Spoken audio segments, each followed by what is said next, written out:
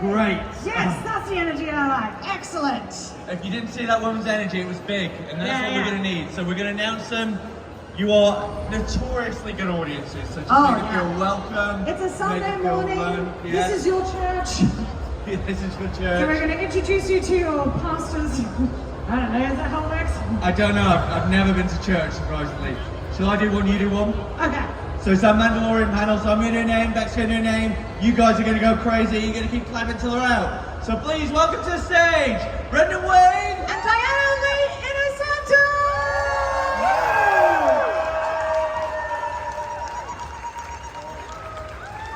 Welcome! Welcome to the couch. Yeah. Please get comfy, cozy. Hey everybody. Hello. Look at Randall this. works in the house. I know. Yeah. Mandalorians. I love Preview of the rest of your life. I love it. Yeah, it's great. It looks a lot like my child. There's we're big on this little family of like Jedis as well, which are absolutely adorable here. An absolutely terrifying emperor. Oh wow, that's solid. Oh. Nice look. It's the problem with being up here is that we get the best view of all the costumes, but all of our lovely all crowd here just have to stand there going, I guess it's good, we can't see. But you look great, that's what we want to say. Is we're talking about how great You guys look all stunning, just stunning. So. But yeah, welcome. Now you know how it feels! Thanks for having us. Oh my god, look at this. I should have brought This is my a own camera. little Cruella outfit. It's your birthday tomorrow. Yes. Happy birthday. Happy birthday, Lisa. See, I remember your name. Lovely. Yeah, welcome. Is this first time in Brussels, or have you guys been before? Nope. First time for me. So, not for me. I've been to Brussels. I've never been to the Comic-Con here, but actually, as a martial artist, my husband and I used to teach here in Brussels. Really? Wow! Yeah, starting back in the, I think even in the late 90s. So we've always, we have several students in Oh wow. Brussels. So you were like 10. Yeah. Kind. She's been a prodigy. I don't know if you guys know this, but Diana is one of the most amazing physical specimens that's ever been in Star Wars, let alone out here. She is incredible. Yeah. Her technique, her discipline, beyond her talent as an actress, which is insurmountable. I'm telling you right now, physically, so beautiful to watch move. The balance, the structure, it's gorgeous. This is how we want to start Sunday. Oh, that is so sweet. Well, look who's talking, because Brendan is amazing, as you know, he has an incredible family lineage, but also, oh my gosh, his whole, ability to physically communicate Mando. And he was there with me on the set, and I'm like, oh wait, I gotta be careful of my words. Yeah, We asked. Yeah. So, Tell anyway. us about how you guys work together on The Mandalorian. Yes, we do. Okay. The actor's process. We got a system going, don't we? Actually, I did want to jump in just while you're still talking about martial arts, because you're both, your whole, not that catalogue, that's not what you call it, but like your experience is incredible. Yesterday we were interviewing Jean-Claude Van Damme and Scott Adkins about how they came into martial arts. At what point did you guys start? I know that there's some family behind this as well, but what led you into it? At what point did you go, this is what I want to do? So you have stunts background, don't you, as well as martial arts? Yeah, I mean, it was because of my martial arts heritage and culture that it allowed me to become a stuntwoman. I was always an actress, but when I was younger, it was very hard for me to break in. That people just didn't know how to cast me. And so, and I was already a mom, and I have a child with autism, and I just thought, you know what, I think I can use my martial ability to have a career, at least in stunts, to where I could still provide for my family. And so that was really a way for me to stay close to, the Hollywood, environment, and to work, and to learn, and to grow. And so I never knew that it would inevitably lead to a path where I could grow and expand. And then later on, as I was kind of aging out as a stunt woman, my mother said, why don't you learn how to direct and write your own material, almost like my godfather did. And For anybody that loves martial arts, my godfather's the late Bruce Lee. It's incredible. You both have some of the most incredible lineage and legacy links I've ever met. So yeah. Well, and him too, as well. That's what I mean. And John Wayne's grandson. That's very important. I think. No, with Diana, I don't think you realize, in a time in Hollywood where you don't see a lot of women, let alone women over 25. Yeah. She has carved out a career because of talent, because she found a multifaceted way to approach the business. I got in under the guise of he's physical, he can do stunts. I've never done stunts. Like I've physically informed a character, but stunts is a craft and an ability that's beyond me. Diana can do both. She can act and she can do stunts. And there's no shade on me. Like, I do what I do and I'm good at it. But to watch somebody, our experiences in the business, we have our own obstacles. But to me, she's had a lot more. She's mixed race. She's a woman. And in a town that does not support women in all forms. Very specific. So to watch her break these barriers and then fulfill these characters in a way that is so strong and powerful, and it has nothing to do with anything but her talent and ability. You know, you can write all you want, but unless you can perform it and resonate it, it doesn't matter. That's no shade on me. I love what I do. I have the best time ever. I get to walk on the sets that are things I dreamed of as a kid, and I get paid to go shoot and kick people's tails. So it's a lot of fun. So how old were you when you got into the martial arts? Because I get the feeling that you were pretty much from the get-go. Well, no, I mean, not in this company. I would never say I had a background. I've dabbled in things, but I'm a boxer. I pro box. Oh wow!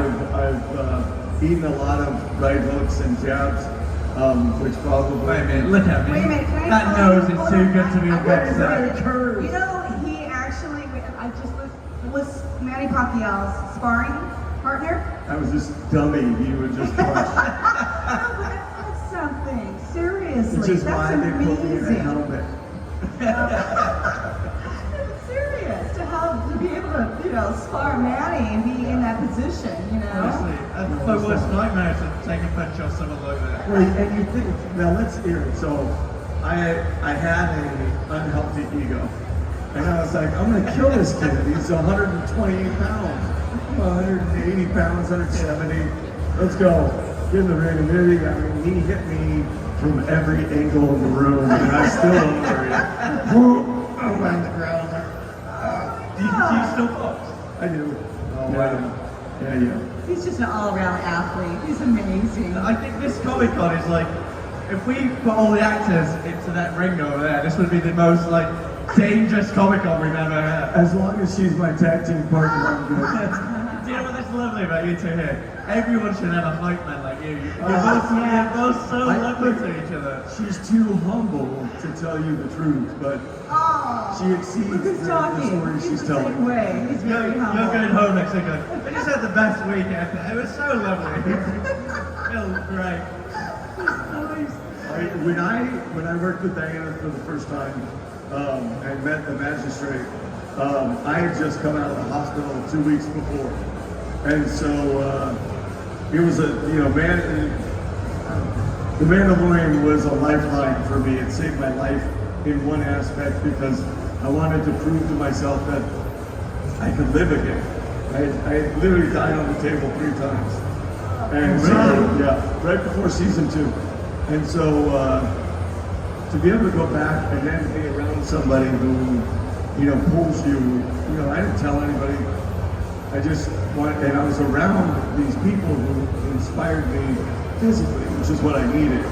And then to watch Diana with the staff, and then to be given the challenge of carrying the spear and having these moments, when I come off as somebody who's hyping her up, the truth is, I owe so much to her, and I know she'll never accept that, but for me, it was how I pulled out of a very tough place. Oh, Yeah, I think, yeah, lovely. Listen, let me explain something about working with this man. You know, This is where you're like, it's awful. And I can't stand the guy. but it was, you know, Brendan was there with me from the very beginning when I got this new awakening in my career, seriously. And, you know, I was in this very beautiful position when I had this surprise call to come and be a part of something that I've always loved since childhood. And, but it was amazing because some of the movers and shakers that I would meet, which was Mr. Baloney, would tell me so much about this man that I had a chance to work with him. So I met up with Pedro to do a table read, but the actual scene that you see with me in it is with him. And he had to learn the lines, and he was coming back from this challenging time in the hospital, and he comes back with this spirit and love, and it made it so easy because I was so nervous. And to be cast, honestly, at my age, later in life, to have this opportunity, but I loved it because he was there for me, and we were there for, what, 12 hours? Yeah, and it was a beautiful, because there is a lot of this physical acting in the process as well as him having to deliver the lines for me when we're doing our scene. And I can't begin to explain what it was to have this guy be my partner and to do this wonderful scene. And I'm just so still grateful, you know. And yes, Beskar besties. I love that term. So this is lovely. This is lovely. I have no idea what it's like to work with a friend. We hate each other. Absolutely. That's why we sit so far apart. That's right, yeah. You're in the stock announcement. Yeah. But I mean, on that, like the actual craft and everything of what we're, I'm talking about like Star Wars, like how is that to work? Because obviously you're in armor, you know that you've got to be very physical, but how's that to act against? Like, do they have a microphone in your helmets or the lines? Like, or are you like a... No. I do my best to project. I'm theater trained, so that was That'll help, when yeah. I started in the business. I was almost 30 when I started that. And I remember my mom said, they're going to expect a lot of you. And I was like, why? And they're like, your grandfather's John Wayne. And I'm like, nobody cares. It's 50 years after, you know, whatever. I was wrong, she was right. But, so she sent me to theater school. I learned how to dance. I was like in a dance belt and doing this stuff. Like, this is terrible. But it's all, when you find that physical moment in a character, and it informs everything. And I've always been physically driven as an athlete to inform my characters that way. And it's funny, I grew up I couldn't be John Wayne. I'm not 6'5", this big swashbuckling guy. So I'd always gone away from it, and this show has brought me to my roots, the things that are natural to me. Yeah. The less I There's a see lot of them. dudes watching right now going, I couldn't be this big swashbuckling guy going like, are you sure, mate? Are you sure? You know, It takes a special sort of man who can just very casually pull off a cowboy hat. If I did that now, everyone would be like, oh, Matthew. I would like to point out that Dave Filoni always wearing his black cowboy hat. So I want you to look at the old pictures of Dave, and then look at in the last 2 years, because I bought him his new hat, because his old one looked like it was a little boy's that he stole. It was too small for his head. I had it shaped for him professionally. Unbelievable. And at first he's like, it's too big, it's too big. I'm like, put the hat on. If anybody in here, you're from Pittsburgh, I know how to wear a hat. I know how to wear a cowboy hat. I know how to, get it done. Listen to me. And now he wears it. Yeah. Brendan's the pro about how to approach wearing hats. I feel like you're in the filming, like cast present seems to be everyone gets a custom-made cowboy hat now. Yeah. I need to get one. I think you would rock a cowboy hat. Absolutely. Yeah. I have to. I gotta do this. But it's kind of interesting again with like all the Western background view and everything. Like the essentially a western. I mean, that was Yeah. having done Cowboys and Aliens with John. Yeah. First of all, I thought I'd never work with him again because that didn't do so well. But that said, 10 years later, I get this phone call, hey, come check out, we want you to try on a costume. That was all it was.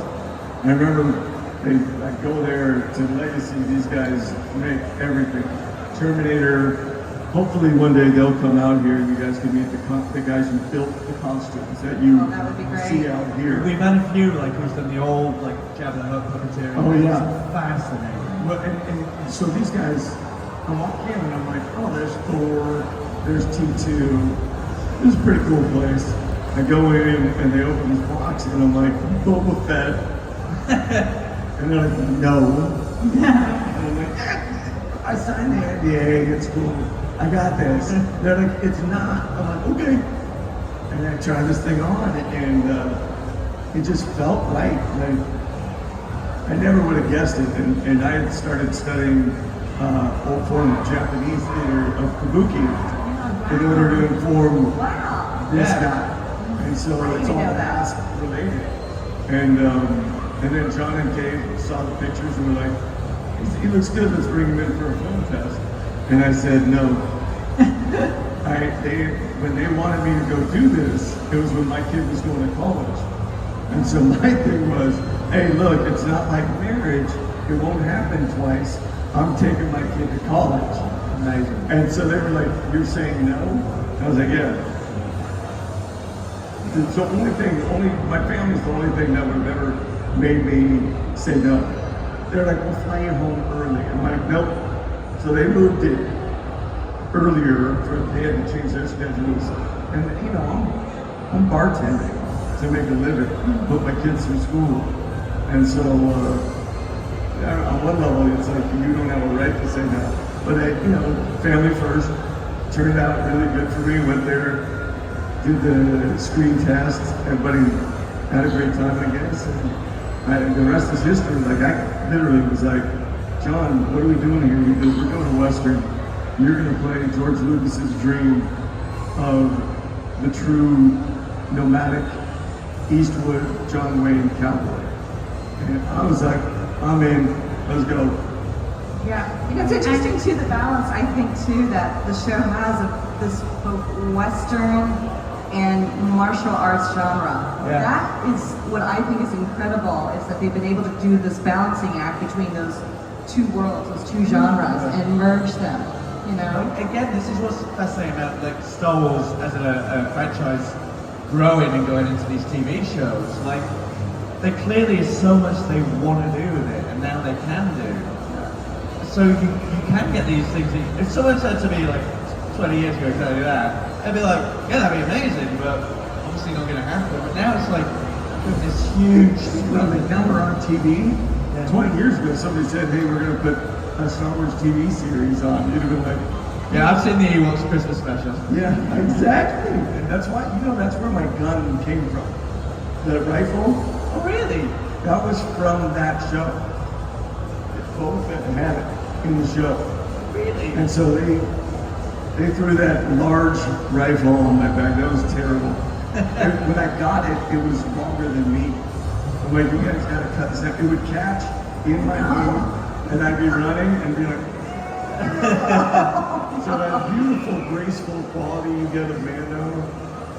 And there's a lot of people that make it look beautiful.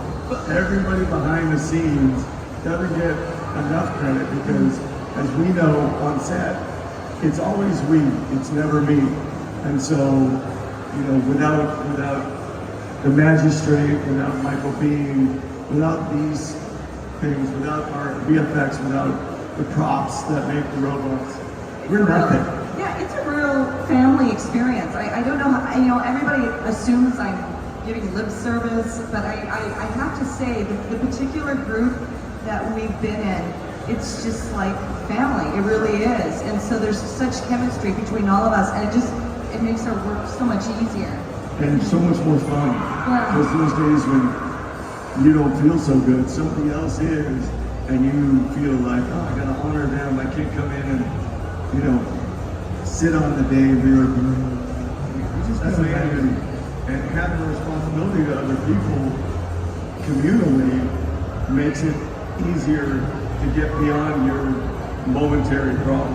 And just so you know, as a crowd, when I go work on those tough days, especially if I'm pretty much solo, like in season 1, you're the reason that I work harder, because I'm you. I'm a fan. I started with New Hope. First movie my mom ever took me to that I recall. And so it means the world to me that I honor this storytelling and this current mythology that we love and share. And I'm you before I'm Amanda. And I know that every time I get to put on the helmet, I'm the luckiest guy in the world. So, you know, without you, I got nothing. I don't care what kind of talent I have, or Pedro or Latif or anybody. It does not matter, because if you don't like it, who's watching it? Howard the Duck. Anyone know that?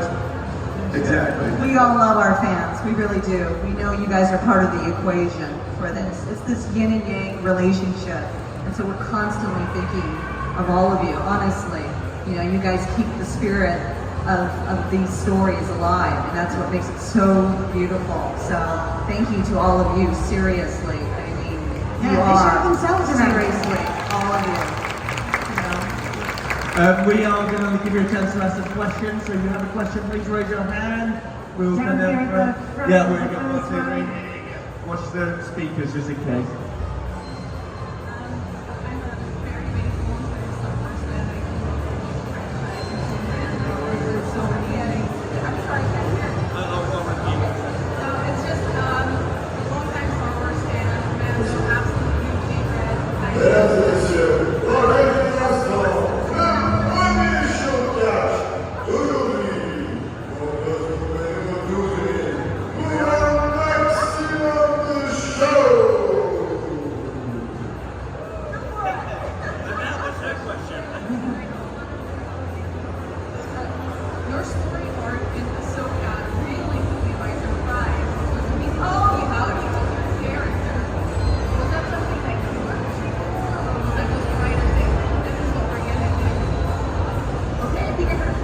Yes, so obviously, did you know, like, did you push for your part in Ahsoka, or was that a surprise? Did the writers just sort of go, and here's what happens to your character? Wow, how do I say this? We were talking about this because he knew more than me. Like I said, I had no idea that this would be my journey. I did a movie that I wrote, directed, produced, and starred in called The Sensei. It was just a little tiny... The Sensei. Yeah, you should all watch it. Oh, thank you. And I did this movie 10 years ago, hoping that maybe somebody could find me, and nobody really did. It was supposed to be hopefully maybe my last effort to try to have a career, so I just realized I did my best, and I guess that's it. So lo and behold, 10 years later, there would be this particular show, and that we all now know, and I would get this call from my manager saying that the producers from Mandalorian wanted me. I go, I don't know anyone. I couldn't even get a talent agent at that time. Nobody would see me. Nobody would take me in as a talent. And so I thought, this is a joke. And sure enough, my friend, who was also a manager, just said, no, this is real, get prepared.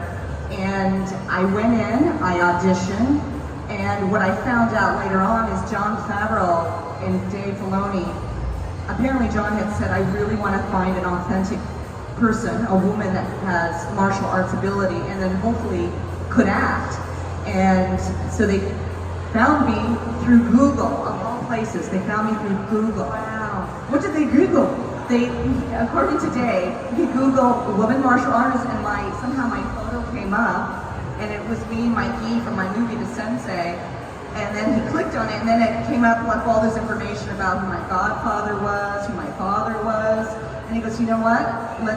Let me take this back to Jon. I guess they had a talk, a powwow, and said, yeah, let's have her come in and read for the role. And when I got the sides, honestly, I thought it reads like a period piece, like a military period piece. You would never know in a million years. It involved a genre in a galaxy far, far away. So I knew nothing about this character other than I thought maybe it was going to be one day work and that's it. I had no idea that it would evolve and I would become this night sister. I just know I was with him doing this role. I didn't even know my name was Morgan Elsbeth. Oh, really? They never told me the name of my character. He knew my name. I never knew. You're vocalist. Well, I would get full scripts, and they don't get full scripts to everybody. So I would have, and then I would be able to ask the questions. Hey, is this?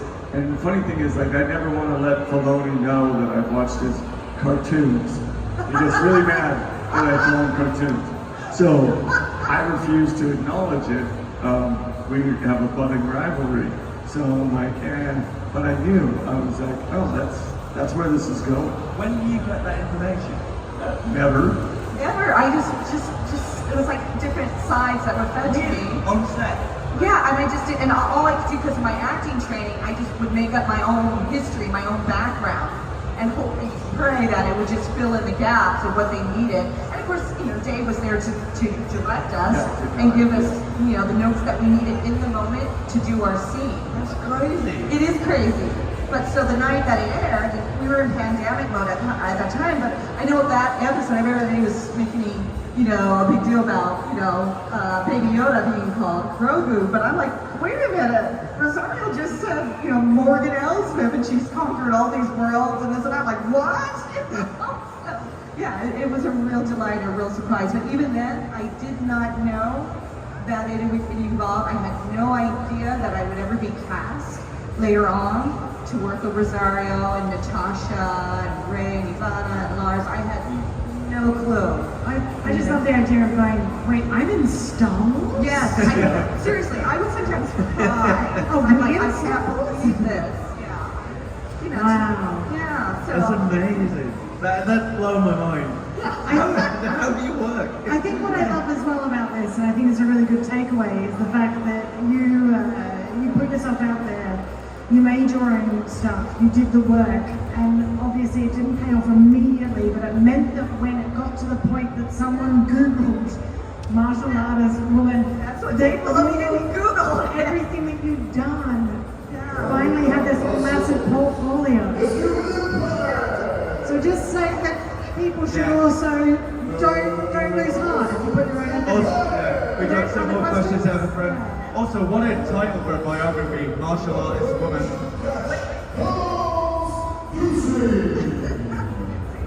What a title you've been given for your autobiography later on. Martial artist woman.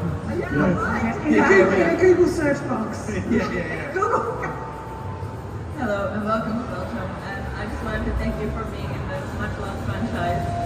Thank you. I read all the comics and extended universe, and finally we got to see some of them. So, but my question was kind of a bit of a follow-up because we both came to Star Wars kind of later in life, and maybe more into smaller things. What was it like?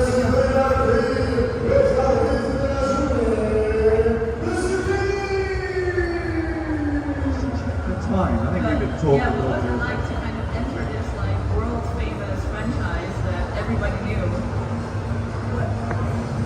So it's more of a follow-up question to the one you just had, but what was it like to enter into a world famous franchise that everyone else seemed to be, familiar with? And Honestly, it was surreal. It was, I don't know about you, but it just felt like I was in an alternate universe. Like I woke up and there was just this whole other world that I never dreamed that I could be a part of. And I every day I pinch myself. It doesn't sometimes feel real to me, to be honest with you. But I am so appreciative. The word gratitude every day is what I carry in my heart. And when I get to work with people like with Brennan or Rosario, Dave, John, you can't help but feel thankful. And maybe it's because of those years of struggle and not having anything and failing. I've failed many times trying to get work, but just knowing at least I tried. So now to see that I'm in this place where I can work with these beautiful people and meet all you beautiful fans that keep this genre, this world, you know, alive. It's amazing. So yeah, it's all about gratitude. I think it's very clear we need to wrap up. Let's fight them. Yeah. We'll get you guys in the ring. We could just do the commentary of the We'll wrestling. win. I like those songs. Yeah, I'm really sorry, the wrestling it's really hard to hear now, but you guys are here all day still, aren't you? If you've got questions, if you've got things you want to sign in, so please go see them. Otherwise, we're not going to make you lose your voices. So, guys, you have to be louder than the wrestling. So please, go, you're always Thank you. What an absolutely lovely first panel. You guys, we could talk all day. It's like I gladly do it. Hey, let me just say one thing that I think goes towards what Diane's saying is there's nothing, and if you get to, you know, my age, I'm over a half century old, there's nothing that's not a marathon. There's no sprints, there's no overnight successes. Nothing lasts that isn't built on a foundation. And this show and the legacy that it came from back in the 70s to now is based on that idea. So keep going, it doesn't matter. I was bartending through the first season. I still bartended on the weekends because I didn't think it was gonna last. So have faith, persevere, you'll overcome it.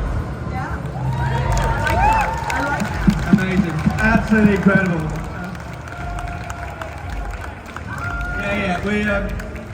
We usually get a little selfie with everyone.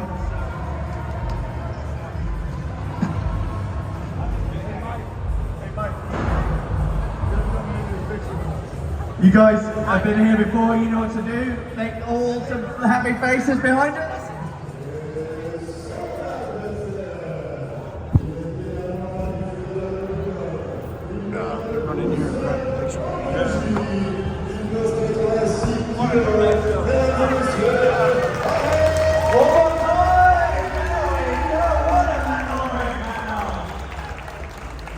Yeah, please do go and see them, get a sign, and yeah, just the loveliest people. This is very amazing. We are back at 12:30. We got MacGyver here. You are so excited about that, aren't you? Yeah. We'll see you soon. Enjoy the con.